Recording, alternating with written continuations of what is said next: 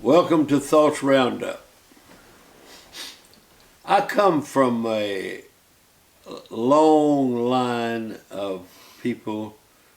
The men in the family they could go into the woods day or night and had very little thought of getting lost.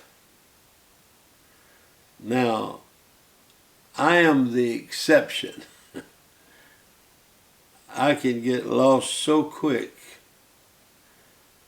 I just don't have that hidden compass in my head. My father we could go in the swamp and go down on the creek, Seeper Creek, and fish. And we could fish till after dark. It didn't make any difference. And he'd get the cane poles across his shoulder and we would head out. Many times we had a light. Sometimes the light was nothing more than a piece of wood that was lit, a fire, and hold it up. And then sometimes we had a big old 5-cell flashlight. But if my dad got confused in any way, he'd say, "Put out the lights." And we'd put out the lights and he could take us on in home.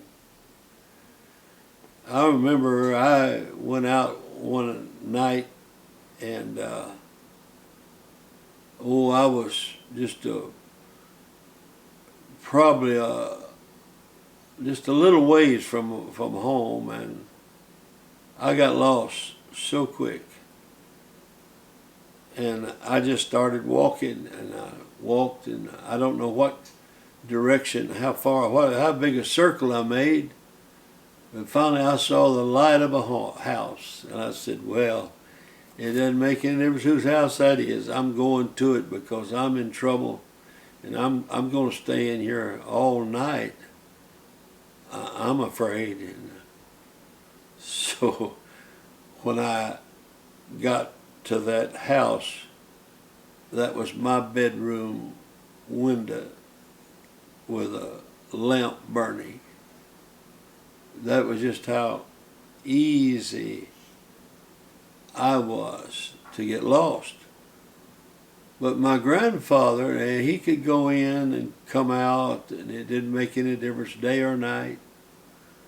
But when he got older, I suppose what he had was dementia. We didn't know what to call it then. And he couldn't remember, but he still liked to fish. So he went down in the swamp and stayed, and that afternoon when he should be coming back, he didn't come back. Dark set in and he still was not back. And so everyone gathered at his house, and the men knew that they were going to have to go in and hunt him in that swamp. And listen, you just don't know how dark it looks, a swamp like that in the night. And that old reading or chorus or what it was said, blacker than 100 midnights down in a cypress swamp. Well, that's exactly what it was like.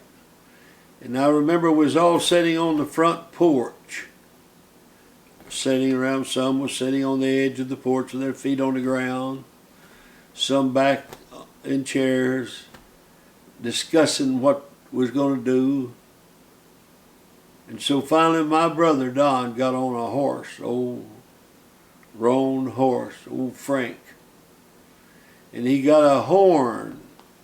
A cow horn that was made to blow and make noise. And he got that horn. And I never will forget hearing him go into the darkness on that horse, blowing that horn. And I remember my dad leaving the front porch. And as he stepped into the darkness, he hadn't been gone any time, hardly until he started hollering, "Papa! Papa! Papa!" Oh, I can still hear it. It was such a lonely, lonely sound. And we knew our grandpa. We knew we loved him so much. He told me stories with his foot propped up on the hearth, the fireplace, drinking that old strong coffee. He had told me story after story. And oh, I loved him. And here he was somewhere in all that old dark and not knowing how to get home, and had some kind of a slight mental problem. And ooh, it felt, I can't tell you, "Papa, Papa," I can still hear it. I can hear that old horn blowing till it got out of distance. Well, we all was there, and somewhere about 1 o'clock in the morning, they brought Grandpa in. And he sat, I remember him sitting with a cup of coffee, and how we were so glad for him to be safe. Well, you know, there's a lot of people out there in the darkness. It's time to blow the horns. It's time to cry out for them. We need to give. It's time to have altar calls where there's anointing. We need for conviction to sweep the building, because there's folks sitting there in the dark. There's folks that you see at the service station that's sitting in the darkness. So dark. It's so dark where they are. And all they ever think about trying to find any help is just something that's going to make them much more lost than even what they are. "Papa, Papa."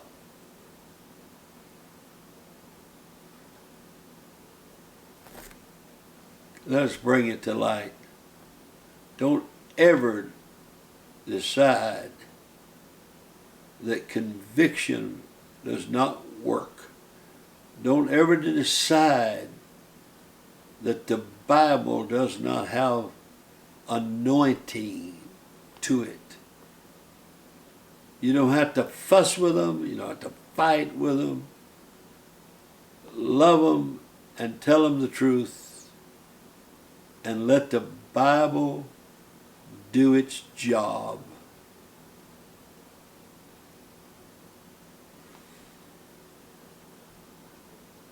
God bless you.